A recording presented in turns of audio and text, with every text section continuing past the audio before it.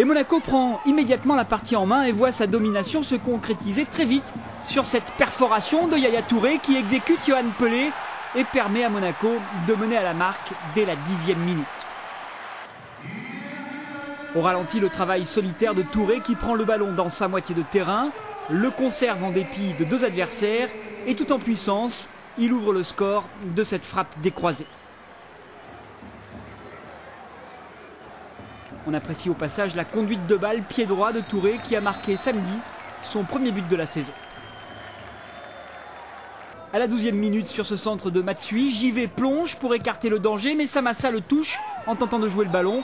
JV sera contraint de quitter le terrain 20 minutes plus tard, sur blessure, remplacé par Modesto.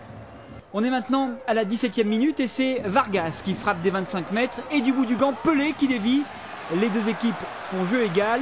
C'est Monaco qui se montre la plus dangereuse, même si Le Mans obtiendra près d'une dizaine de corners.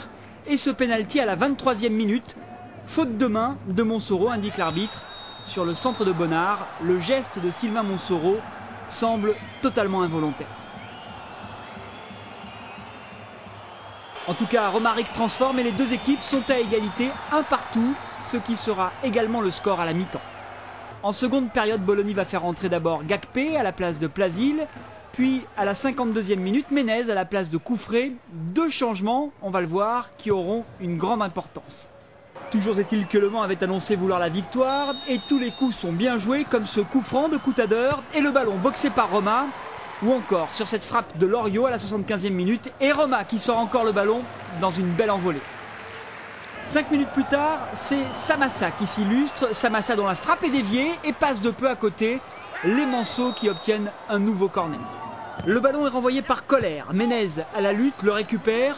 La chevauchée de Ménez qui amène son ballon jusqu'à la surface adverse sur plus de 50 mètres. Il décale pour Bolivar, l'Uruguayen qui contrôle et renverse le jeu sur Gakpé, arrivé lancé. Le jeune attaquant qui entre dans la surface bute une première fois sur un défenseur et réussit à reprendre le contrôle de la balle pour offrir ce centre en retrait à Jérémy Ménez.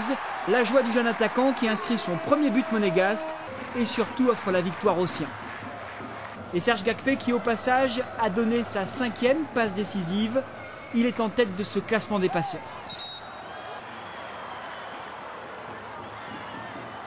Ménez très déterminé au départ et à la conclusion de l'action pour une phase collective et un ballon qui voyage de gauche à droite avec à chaque fois un très beau travail technique et la victoire à la clé.